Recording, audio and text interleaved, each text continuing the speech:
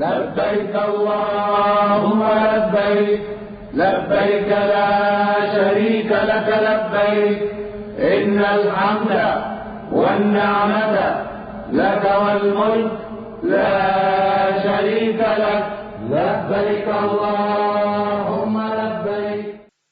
السلام علیکم ورحمۃ اللہ وبرکاتہ. نحمده ونصلي على رسوله الكريم. اما بعد فاعوذ باللہ من الشیطان الرجیم. بسم اللہ الرحمن الرحیم. رب اشرح لي صدری ويسر لي امری واحلل عقدۃ من لسانی یفقہوا قولی. چلیے اب حج کا سفر شروع ہوتا ہے. اب 8 ذوالحج آ گئی. اس کو کہتے ہیں یوم الترویہ. عرب لوگ حج کے سفر پر روانہ ہونے سے پہلے اس دن اونٹوں کو خوب پانی پلاتے تھے، سیراب کرتے تھے، یعنی سیرابی کا دن. تو یوم الترویہ یا اس سے پہلے حج کے مناسک کو پھر دوہرا لیں. یعنی ایک تو آپ گھر سے ٹریننگ لے کر گئے، عمرے کے بعد آپ پھر عام یعنی روزمرہ زندگی گزارنے لگے ایک طرح سے، اور اب خاص حج کے دن آ گئے تو دوبارہ ان کو دوہرائیں. صحیح الجامع میں آتا ہے، ابن عمر سے روایت ہے، نبی صلی اللہ علیہ وسلم نے یوم الترویہ سے ایک دن پہلے لوگوں کو خطبہ دیا اور ان کے مناسک سکھائے. پھر حج تمتع کی نیت کرنے والے افراد غسل کر کے اپنی قیام گاہ سے احرام باندھیں. جس ہوٹل میں آپ ٹھہرے ہوئے ہیں، جس جگہ پر آپ رکے ہوئے ہیں، وہیں سے احرام پہنے. مسجد عائشہ جانے کی یا کہیں اور جانے کی ضرورت نہیں. رسول اللہ صلی اللہ علیہ وسلم نے فرمایا، جو لوگ میقات کے اندر رہتے ہوں وہ اپنے شہروں سے احرام باندھیں، حتیٰ کہ مکہ کے لوگ مکہ ہی سے احرام باندھیں. جابر سے روایت ہے کہ رسول اللہ صلی اللہ علیہ وسلم نے صحابہ سے فرمایا، بیت اللہ کے طواف اور صفا و مروہ کی سعی کے بعد اپنے احرام کھول ڈالو اور بال ترشوا لو. یوم الترویہ تک برابر اسی طرح حلال رہو. یوم الترویہ تک یعنی 8 ذوالحج تک اسی طرح حلال رہو. پھر یوم ترویہ میں مکہ ہی سے حج کا احرام باندھو. صحیح بخاری کی روایت ہے. لبیک حجن کہہ کر حج کی نیت کریں. انس رضی اللہ عنہ کہتے ہیں، جب ہم مکہ آئے تو آپ کے حکم سے جن لوگوں نے حج تمتع کا احرام باندھا تھا سب نے احرام کھول دیا. پھر 8ویں تاریخ کو سب نے حج کا احرام باندھا. نیت کرنے کے بعد ایک بار یہ کلمات ادا کریں، اللہم حجۃ لا ریاء فیہا ولا سمعۃ. اے اللہ میرے اس حج سے نہ دکھاوا مقصود ہے نہ شہرت مطلوب. منہ سے بول کے کہیں کہ اللہ حج کر رہا ہوں دکھانے کے لیے یا شہرت کے لیے نہیں. اس کے بعد تلبیہ پڑھیں. جابر رضی اللہ عنہ نے بیان کیا کہ ہم نبی صلی اللہ علیہ وسلم کے ساتھ حجۃ الوداع میں مکہ آئے. پھر 8ویں ذوالحج تک ہم حلال ہو گئے اور مکہ سے نکلتے ہوئے جب ہم نے مکہ کو اپنی پشت پہ چھوڑا تو حج کا تلبیہ کہہ رہے تھے. یعنی پہلا تلبیہ کب شروع ہوا تھا؟ جہاز میں شروع ہوا تھا. اور کب ختم ہوا تھا؟ مسجد حرام میں پہنچ کر. اب اس کے بعد تلبیہ ختم، عام ذکر کرتے رہے. دوبارہ تلبیہ کب شروع ہوگا؟ 8 ذوالحج کو جب دوبارہ احرام پہنا جائے گا حج کے لیے. ٹھیک ہے. لبيك اللهم لبيك لبيك لا شريك لك لبيك إن الحمد والنعمة لك والملك لا شريك لك لبيك اللهم لبيك لبيك لا شريك لك لبيك إن الحمد والنعمة لك والملك لا شريك لك لبيك اللهم لبيك لبيك لا شريك لك لبيك إن الحمد والنعمة لك والملك لا شريك لك. ابن عمر رضی اللہ عنہ 8ویں ذوالحجہ میں نماز ظہر پڑھنے کے بعد جب سواری پر اچھی طرح بیٹھ جاتے تو لبیک کہتے. لبیک شروع کب کرنی چاہیے؟ جب سواری پہ بیٹھ جائیں. خواتین حالت حیض میں بھی احرام کی نیت کریں گی. وہ طواف کے علاوہ باقی تمام ارکان ادا کر سکتی ہیں. عائشہ رضی اللہ تعالیٰ عنہ فرماتی ہیں کہ ہم رسول اللہ صلی اللہ علیہ وسلم کے ساتھ حج کے لیے اس طرح نکلے کہ ہماری زبانوں پر حج کے علاوہ اور کوئی ذکر ہی نہ تھا، یعنی تلبیہ ہی تلبیہ تھا. جب ہم مقام صرف پہنچے تو مجھے حیض آ گیا. میں اس غم میں رو رہی تھی کہ نبی صلی اللہ علیہ وسلم تشریف لائے. آپ نے پوچھا کیوں رو رہی ہو؟ میں نے کہا کاش میں اس سال حج کا ارادہ ہی نہ کرتی. آپ نے فرمایا شاید تمہیں حیض آ گیا. میں نے کہا جی ہاں. آپ نے فرمایا یہ چیز تو اللہ تعالیٰ نے آدم کی بیٹیوں کے لیے مقرر کر دی ہے، اس لیے جب تک تم پاک نہ ہو جاؤ طواف بیت اللہ کے علاوہ حاجیوں کی طرح تمام کام انجام دو. شاید اس میں یہی حکمت تھی کہ حضرت عائشہ ہم سب کے لیے ایک نمونہ بن جائے. حضرت عائشہ فرماتی ہیں کہ میں نے نبی صلی اللہ علیہ وسلم کے ساتھ حجۃ الوداع کیا. میں تمتع کرنے والوں میں سے تھی، یعنی وہ حج تمتع کر رہی تھی، اور ہدی یعنی قربانی کا جانور اپنے ساتھ نہیں لے کر گئی تھی. پھر وہ حائضہ ہو گئی اور عرفہ کی رات آ گئی اور ابھی تک وہ پاک نہیں ہوئی تھی. اس لیے انہوں نے کہا اللہ کے رسول صلی اللہ علیہ وسلم آج عرفہ کی رات ہے اور میں عمرہ کی نیت کر چکی تھی. آپ نے فرمایا اپنے سر کو کھول دو، کنگھی کرو اور عمرہ کو چھوڑ دو. میں نے ایسا ہی کیا. پھر میں نے حج پورا کیا. اور پھر انہوں نے عمرہ کب کیا تھا؟ جب سب لوگ واپس جا رہے تھے تو اس وقت آپ نے عمرہ بھی کیا، کیونکہ سب عمرہ اور حج دونوں کر رہے تھے، تو انہوں نے بھی پھر واپسی پہ عمرہ کر لیا. حج کے بعد مکہ سے منا کے لیے روانہ ہو اور ظہر سے پہلے منا پہنچ جائے، یہ مسنون طریقہ ہے. عبدالعزیز بن رفیع بیان کرتے ہیں میں نے انس بن مالک سے پوچھا رسول اللہ صلی اللہ علیہ وسلم نے ظہر اور عصر کی نماز 8ویں ذی الحجہ میں کہاں پڑھی تھی؟ اگر آپ کو نبی صلی اللہ علیہ وسلم سے یاد ہے تو مجھے بتائیے. انہوں نے جواب دیا کہ منا میں. بعض لوگ اس دن پھر حرم چلے جاتے ہیں اور یہ سوچتے ہیں کہ حرم میں نماز پڑھ کے پھر ہم جائیں گے، یہاں 1,00,000 نمازوں کا ثواب ہے. لیکن کیا کرنا چاہیے؟ منا میں پڑھنی چاہیے. اب اس کا ثواب زیادہ ہے. کیوں؟ کیونکہ نبی صلی اللہ علیہ وسلم کی سنت ہے. منا میں 5 نمازیں ظہر، عصر، مغرب، عشاء اور اگلے دن کی فجر قصر کر کے اپنے اپنے وقت پر ادا کریں. منا میں ظہر اپنے وقت پر، عصر اپنے وقت پر، مغرب اپنے وقت پر اور عشاء اپنے وقت پر، اور فجر بھی اپنے وقت پر، لیکن قصر. عبداللہ بن مسعود کہتے ہیں میں نے نبی صلی اللہ علیہ وسلم ابو بکر اور عمر کے ساتھ منا میں 2 رکعت یعنی 4 رکعت والی نماز 2 رکعت میں قصر میں پڑھی. یہ صحیح بخاری کی روایت ہے. جابر بیان کرتے ہیں آپ نے منا میں ظہر، عصر، مغرب اور عشاء اور فجر کی نمازیں پڑھی، یعنی 5 نمازیں وہاں پڑھی جاتی ہیں اگلے سفر سے پہلے. ابن عباس سے مروی ہے نبی صلی اللہ علیہ وسلم نے منا میں 5 نمازیں پڑھی. یاد رہے گی یہ بات. یہاں نمازوں پر لوگ لڑائی جھگڑے شروع کر دیتے ہیں، قصر پڑھنی ہے یا نہیں پڑھنی. آپ ان کو یہ حدیث بتا دیں اور اس کے بعد لڑنے سے قطعی پرہیز کریں. کوئی بحث کو آئے بھی تو خاموشی اختیار کریں، اور آپ خود وہ کریں جس پر آپ کے دل کا اطمینان ہے، چاہے سارا قافلہ کچھ اور کر رہا ہو، یعنی نماز کے وقت کہ وہ قصر نہ بھی پڑھیں تو آپ اس لیے پڑھیں کہ نبی صلی اللہ علیہ وسلم نے پڑھی تھی. رات کو منا میں قیام کریں. عبداللہ بن عباس فرماتے ہیں کہ بیت اللہ کے طواف کے بعد آپ کعبہ کے پاس اس وقت تک نہ گئے جب تک میدان عرفات سے واپس نہ آ گئے، یعنی منا سے مکہ نہیں آنا. ٹھیک ہے. منا میں منظم انداز میں بیٹھے. ایک صحابی کہتے ہیں کہ رسول اللہ صلی اللہ علیہ وسلم نے منا میں لوگوں کے سامنے خطبہ دیا اور ان کو اپنے ٹھکانوں پر اتارا، اور آپ نے قبلہ کے داہنی طرف اشارہ کرتے ہوئے فرمایا مہاجرین یہاں اترے، قبلے کے بائیں طرف اشارہ کرتے ہوئے فرمایا انصار یہاں اترے. پھر باقی لوگوں کے لیے حکم ہوا کہ وہ ان کے ارد گرد اترے. یعنی یہ تنظیم کا ایک طریقہ تھا نا کہ مہاجرین ادھر آ جائیں، انصار ادھر آ جائیں اور باقی لوگ ان کے ارد گرد ہو جائیں. یعنی ایک طرح سے 2 کیمپ بنا دیے.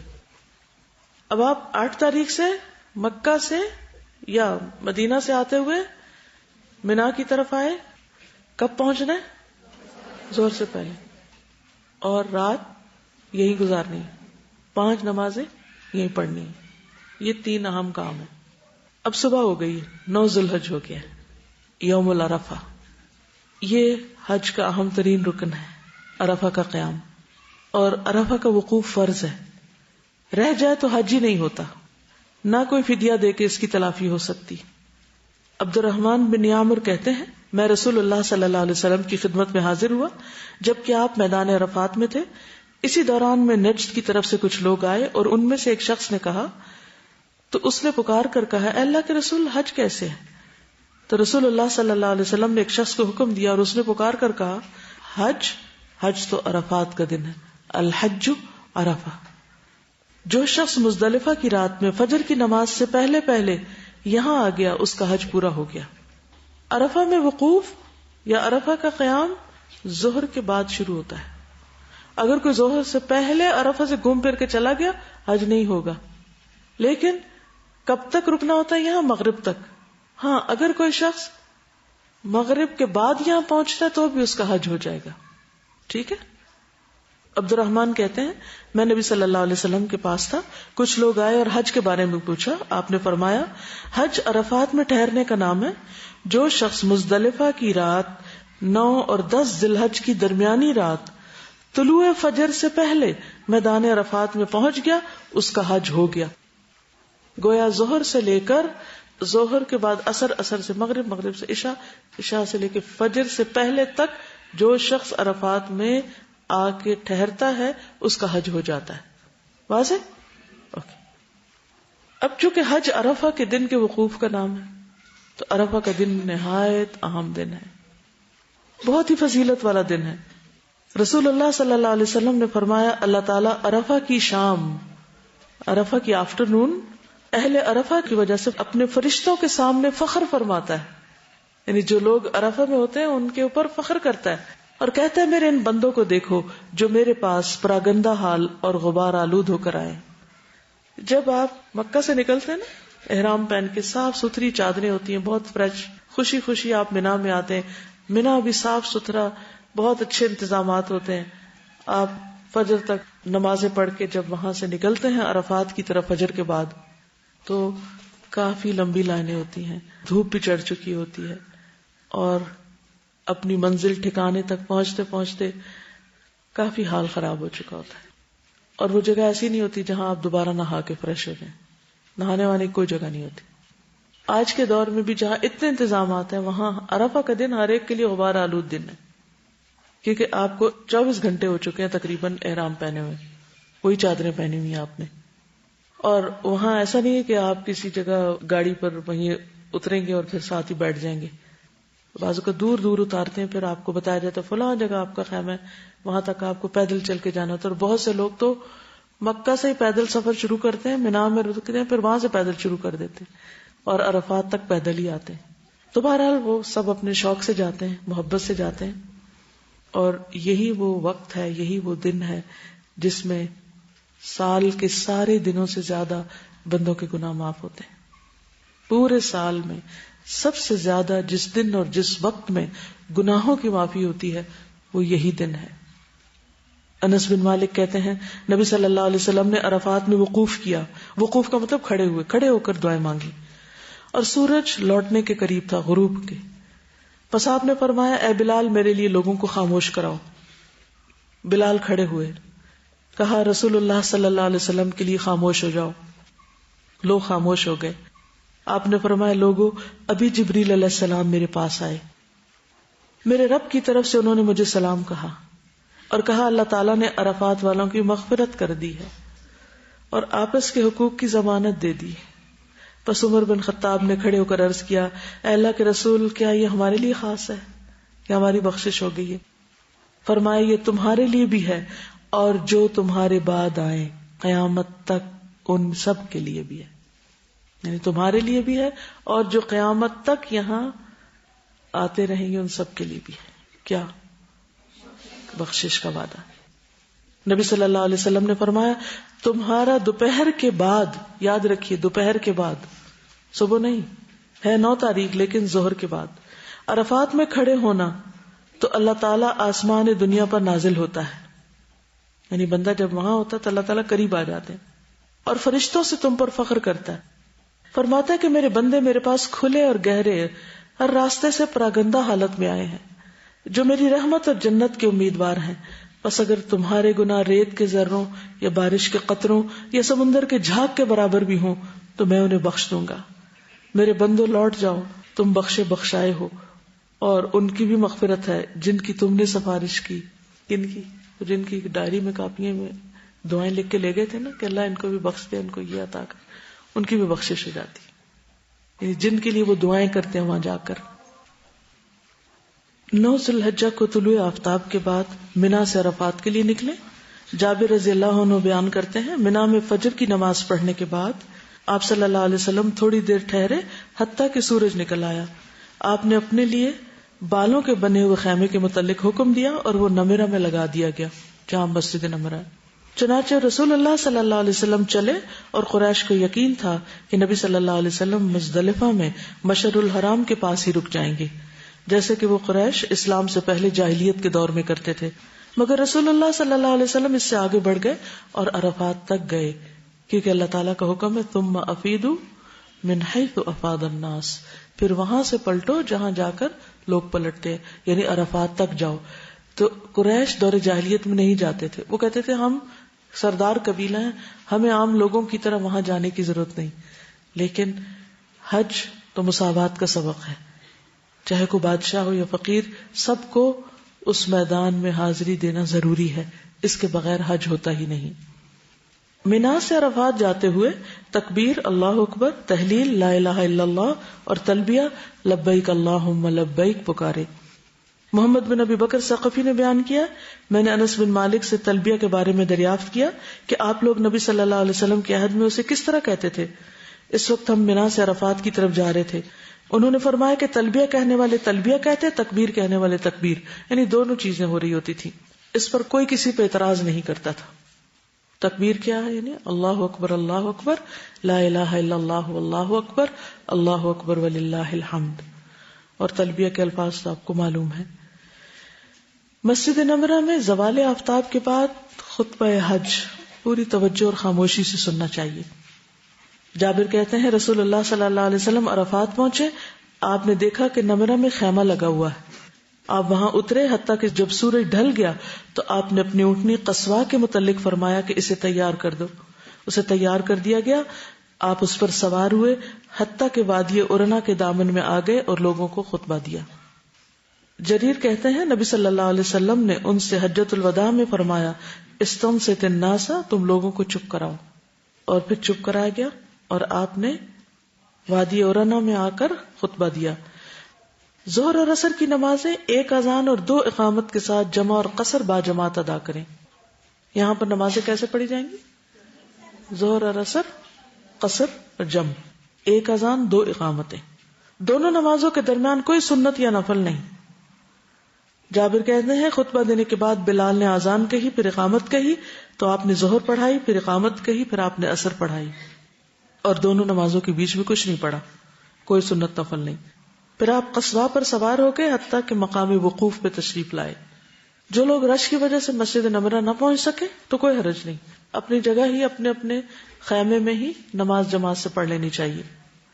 ظہر اور عصر کی نمازیں ادا کرنے کے بعد عرفات میں داخل ہوں، یعنی وقوف کی جگہ پر.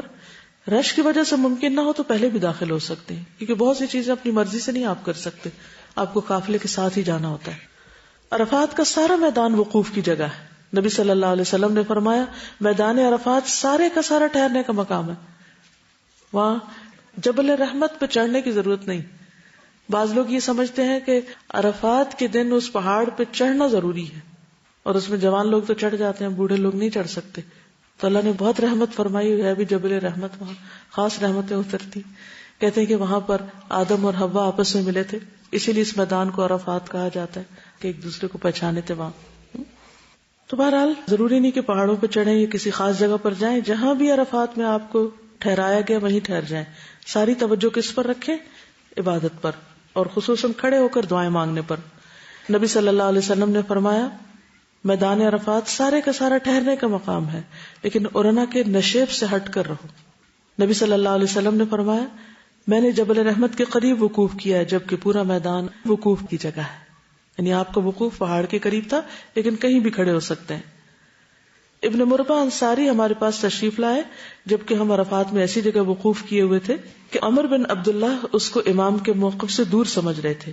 ابن مربع نے کہا بے شک میں تمہاری طرف رسول اللہ صلی اللہ علیہ وسلم کا قاصد بن کر آیا ہوں، آپ نے تم لوگوں کو کہلا کر بھیجا انہی مقامات پر وقوف کرو، بلا شبہ تم اپنے باپ ابراہیم کی وراثت میں سے ایک وراثت پر ہو. خیمے کے اندر یا باہر جہاں جگہ ملے پوری انکساری اور توجہ کے ساتھ دعائیں مانگنی چاہیے. بعض لوگ یہ سمجھتے کہ شاید خیمے کے اندر نہیں مانگنی چاہیے، اور باہر نکل کے کھڑے ہونا چاہیے. باہر بازو کو دھوپ ہوتی ہے, کافی گرمی ہوتی ہے, تو اندر کبھی مانگ لیں, کبھی باہر چلے جائیں. کوشش کریں کہ سارا وقت کھڑے رہیں, کیونکہ نبی صلی اللہ علیہ وسلم نے کھڑے ہو کر یہ دعائیں مانگی. اور لوگ کیا کرتے ہیں, وہاں پہنچتے ہی دسترخوان بچھا دیتے ہیں, کھانے لگتے ہیں, خوب بریانی کھاتے ہیں اور اس کے بعد سو جاتے ہیں. سب نہیں, لیکن بہت سے لوگ ایسے کرتے ہیں. تو کھانا پینا بھی مختصر رکھیں. ایسی چیز نہیں کھائیں جس کو کھا کر آپ کو نیند آئے. آپ پورے کے پورے وقت کو, میکسیمم ٹائم کو پورے فوکس کے ساتھ اللہ کی طرف متوجہ رکھیں اپنے آپ کو, اور دعائیں کرتے رہیں, کیونکہ اللہ تعالیٰ آپ پر فخر کر رہا ہے فرشتوں کے سامنے. ان لوگوں پہ کیا فخر کرے گا جو سو جائیں یا ادھر ادھر باتیں کر رہے ہو یا لڑائی جھگڑے کر رہے ہو کہ جمع کسر کرنی ہے یا نہیں کرنی. تو اس وقت بہیو کریں. اللہ تعالیٰ جو فخر کر رہے ہوں آپ پر, تو واقعی آپ فخر کے قابل ہوں. جابر کہتے ہیں نبی صلی اللہ علیہ وسلم قصواء پر سوار ہوئے حتیٰ کہ مقام وقوف پہ تشریف لائے. اپنی اونٹنی قصواء کا پیٹ پتھروں کی طرف کر دیا, یعنی وہیں رکے رہے. اور جبل المشا کو, جو کہ ریت کا بڑا ٹیلا تھا, لوگ اس کو پیدل ہی عبور کرتے تھے, اپنے سامنے کیا. قبلہ رخ ہوئے, پھر وہیں رکے رہے حتیٰ کہ غروب ہو گیا, اور ٹکیا کے غائب ہو جانے کے بعد کچھ زردی بھی ختم ہو گئی. اتنی دیر تک وہاں رکے. ہاتھ اٹھا کر بکثرت دعائیں کرنا. اسامہ سے مروی ہے میدان عرفات میں رسول اللہ صلی اللہ علیہ وسلم کا ردیف تھا, یعنی اونٹنی میں آپ کے پیچھے تھا. آپ نے دعا کے لیے ہاتھ اٹھائے تو اونٹنی ایک طرف کو جھکنے لگی اور اس کی لگام گر گئی. چنانچہ آپ نے ایک ہاتھ سے رسی کو پکڑ لیا اور دوسرے ہاتھ کو اٹھائے رکھا, یعنی ہاتھ نیچے نہیں ہونے دیا. اس وقت بھی جب آپ رسی اٹھا رہے تھے پھر بھی آپ نے ہاتھ ایک اوپر ہی رکھا. حج کرنے والے اس دن روزہ نہیں رکھیں گے اور نہ ہی اس دن کوئی نفلی نمازیں ہیں. سب سے زیادہ کیا کرنا ہے؟ دعا مانگنی. کیسے؟ کھڑے ہو کر اور ہاتھ اٹھا کر اور قبلہ رخ ہو کر, خواہ خیمے کے اندر یا باہر. ام الفضل کہتی ہیں عرفہ کے دن لوگوں کو رسول اللہ صلی اللہ علیہ وسلم کے روزے کے بارے میں شک ہوا, اس لیے میں نے آپ کو پینے کے لیے کچھ بھیجا. آپ نے اس کو پی لیا, جس سے پتہ چلا کہ آپ روزے سے نہیں تھے. عقبہ بن عامر بیان کرتے ہیں رسول اللہ صلی اللہ علیہ وسلم نے فرمایا یوم عرفہ یوم نحر, یعنی 10ویں ذی الحج قربانی کا دن, اور ایام تشریق ہم اہل اسلام کے عید کے ایام ہیں, یہ کھانے اور پینے کے دن ہیں. ہماری عید تو 10 کو شروع ہوتی ہے, حاجیوں کی 9 کو ہی شروع ہو جاتی, تو اس دن یعنی کہ روزہ رکھنا درست نہیں وہاں پر. لیکن یہاں جو روزہ رکھے گا اس کا کیا فائدہ, کتنا ثواب؟ 2 سال کے گناہ معاف ہوں گے. حاجیوں کے تو ساری زندگی کے معاف ہو رہے ہیں, اور یہاں والوں کو بھی اللہ تعالیٰ نے بالکل محروم نہیں رکھا. ابو رجیح کہتے ہیں ایک مرتبہ کسی نے ابن عمر سے عرفہ کے دن کے روزے کے بارے میں پوچھا. انہوں نے فرمایا کہ میں نے نبی صلی اللہ علیہ وسلم کے ساتھ حج کیا, لیکن انہوں نے اس دن کا روزہ نہیں رکھا. میں نے ابو بکر کے ساتھ حج کیا, انہوں نے اس دن روزہ نہیں رکھا. میں نے عمر کے ساتھ حج کیا, انہوں نے اس دن روزہ نہیں رکھا. میں نے عثمان کے ساتھ حج کیا, انہوں نے بھی اس دن روزہ نہیں رکھا. میں اس دن کا روزہ نہ رکھتا ہوں, نہ حکم دیتا ہوں اور نہ منع کرتا ہوں. یعنی میں کسی کو کچھ کہتا نہیں, لیکن یہ کہ ان سب میں سے کسی نے بھی روزہ نہیں رکھا. عطا بن ابی رباح کہتے ہیں ایک مرتبہ عبداللہ بن عباس نے فضل بن عباس کو عرفہ کے دن کھانے پہ بلایا. انہوں نے کہا میں روزے سے ہوں. ابن عباس نے فرمایا آج کے دن روزہ نہ رکھو, کیونکہ نبی صلی اللہ علیہ وسلم کے سامنے اس دن دودھ دو کر برتن پیش کیا گیا تو آپ نے نوش فرما لیا, اور لوگ تمہاری اقتدا کرتے ہیں, یعنی کہیں ایسا نہ ہو کہ تمہیں دیکھ کر وہ بھی روزہ رکھنے لگے. عرفات قبولیت دعا کی بہترین جگہ ہے, اور یوم عرفہ قبولیت دعا کا بہترین دن. نبی صلی اللہ علیہ وسلم نے فرمایا بہترین دعا وہ ہے جو عرفات کے دن مانگی جائے. اس لیے جب وہاں عرفہ ہو رہا نا, حاجی وہاں قیام کر رہے ہو, تو آپ بھی یہاں بیٹھ جائیں کہ اللہ تعالیٰ آپ ایک نظر ادھر بھی دیکھیں. اور تو دیکھتے ہی ہیں ویسے بھی, لیکن خاص رحمت پکاریں. نبی صلی اللہ علیہ وسلم نے فرمایا عرفہ کے دن کے سوا اور کوئی دن ایسا نہیں جس میں اللہ تعالیٰ کثرت سے بندوں کو آگ سے آزاد کرتے ہوں, اور فرشتوں کے سامنے ان حاجیوں کی وجہ سے فخر کرتے ہوں, اور فرشتوں سے پوچھتے ہوں کہ یہ لوگ کیا چاہتے ہیں. تو فرشتے کیا بتاتے ہیں, کیا چاہتے ہیں لوگ؟ بخشش چاہتے ہیں, تو اللہ تعالیٰ ان کو بخش دیتے ہیں. تو اس قیمتی وقت سے پورا فائدہ اٹھائیں. عرفہ کے دن کی بہترین دعا کیا ہے؟ لا الہ الا اللہ وحدہ لا شریک لہ لہ الملک و لہ الحمد وہو علی کل شیء قدیر. اس میں دعا والی کون سی بات ہے؟ توحید کا اقرار ہے, اللہ کی رحمت کو پکارنا ایک طرح سے, اور یہ کہنا کہ اللہ ہر چیز پہ قادر ہے, تو سب کچھ کر سکتا ہے وہ. جو دل میں خیال آئے اور جو چیزیں ہمیں زندگی مشکل لگتی ہیں وہ کیا سوچ کے انسان مانگے کہ اللہ ہر چیز پر قادر ہے. اوکے. سبحانک اللہم و بحمدک اشہد ان لا الہ الا انت استغفرک و اتوب الیک. السلام علیکم و رحمۃ اللہ وبرکاتہ.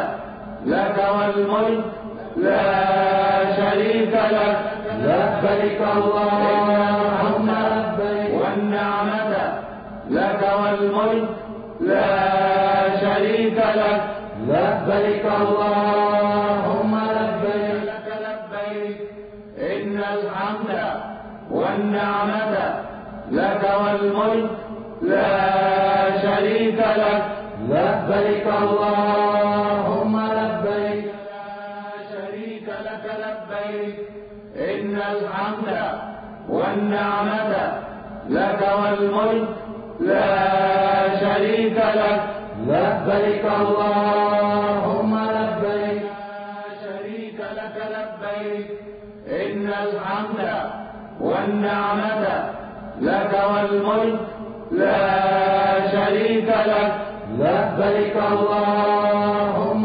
لبيك لا شريك لك لبيك إن الحمد والنعمة لك والملك لا شريك لك لبيك اللهم لبيك والنعمة لك والملك لا شريك لك لبيك اللهم لبيك لك لبيك إن الحمد والنعمة لك والملك لا شريك لك لبيك اللهم لبيك إن الحمد والنعمة لك والملك لا شريك لك لبيك اللهم